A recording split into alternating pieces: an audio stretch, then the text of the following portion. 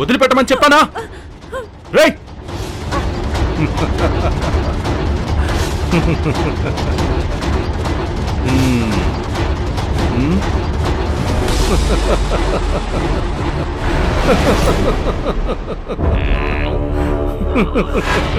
రేయ్, ఎవర్రా మీరు? మమ్మల్ని ఎందుకు కిడ్నాప్ చేశారు? అసలు మీకేం కావాలి?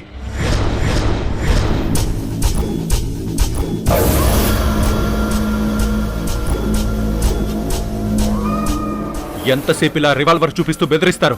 అసలు దేనికోసం మమ్మల్ని కిడ్నాప్ చేశారు? ఏసీపీ, ఎందుకు కిడ్నాప్ చేశామో చెప్తే కానీ సైలెంట్గా ఉండవా? చెప్పామే అనుకో, ఇలా చేతులు కట్టుకుని కూర్చోవడం తప్ప నువ్వు ఇంకేం చేయగలవు?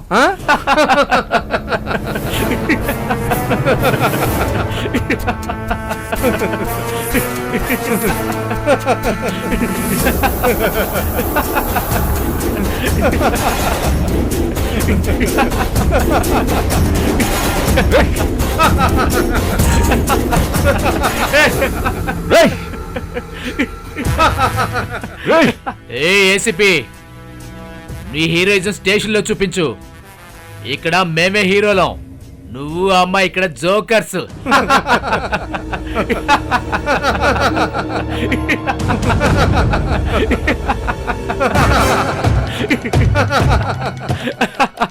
పదండ్రా.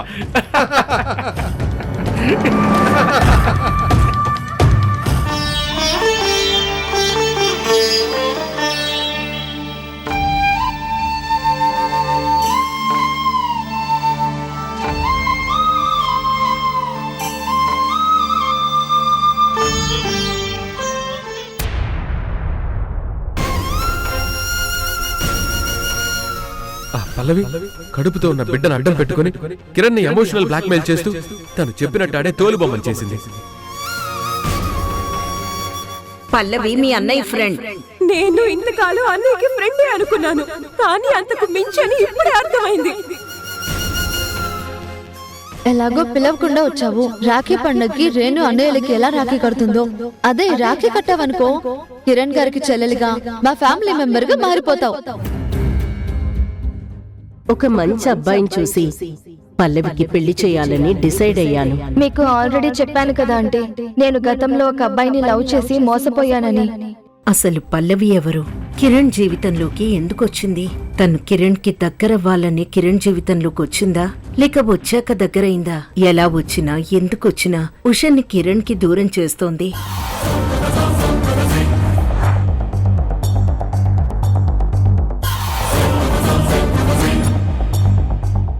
ఉష జీవితాన్ని తలకిందలు చేస్తోంది. తెలుసో తెలియకో ఉష జీవితం అన్యాయం అవటానికి నేను కూడా ఒక కారణం అయ్యానా? పల్లవి గురించి, పల్లవితో కిరణ్ కున్న బంధం గురించి తెలిసినప్పుడే నేనేదో ఒకటి చేసి ఈ సమస్యను ఇంతవరకు రాకుండా పరిష్కరించి ఉండాల్సింది. పల్లవి విషయంలో నేను చేసిన ఆలస్యం ఇప్పుడు ఉష జీవితాన్ని అగమ్యగోచరంగా మార్చింది. దీనికి పరిష్కారం ఎలా చేయాలి?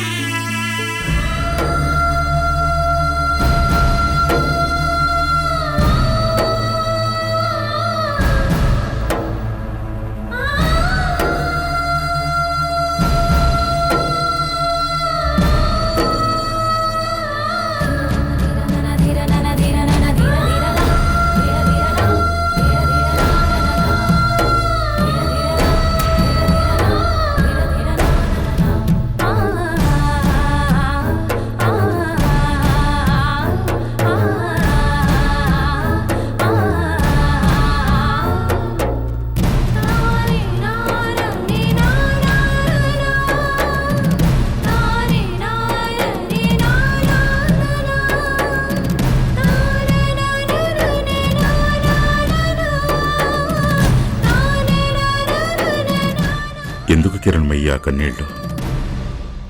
తప్పు చేసిన కొడుకును తలుచుకున్నా, లేక ఆ తప్పును సరిదిద్దలేని మన పరిస్థితిని తలుచుకున్నా? ఉషని తలుచుకునండి.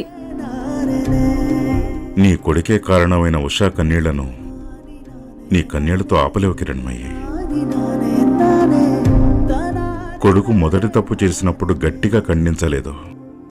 అది చాలా తప్పులకు దారితీసి చివరకు ఉష జీవితాన్ని బలి కోరుకుంటుంది. అది తలుచుకుంటేనే నా గుండె ముక్కలవుతోందండి. పరిస్థితులు చేదాటిపోయాయి కిరణ్మయి. వారసుడు వస్తాడని నువ్వు పాటించిన మౌనం ఉష మాంగళ్యానికి మరణ శాసనం అయ్యింది. నన్ను క్షమించండి.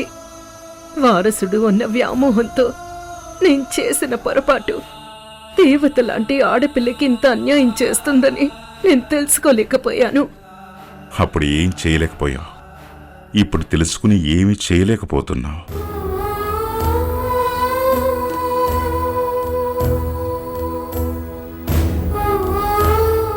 మన చేతుల్లో ఏమీ లేదు కిరణ్మయి.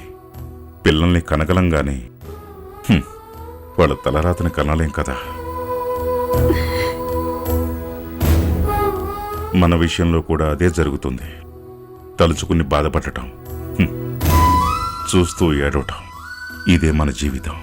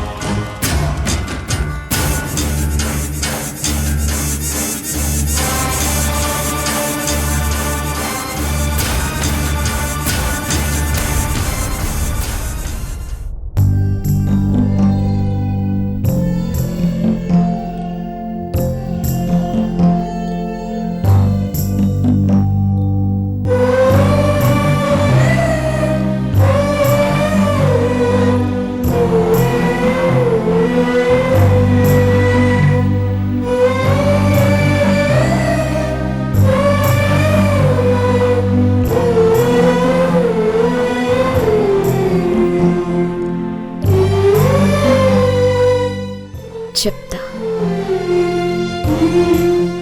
ఉషా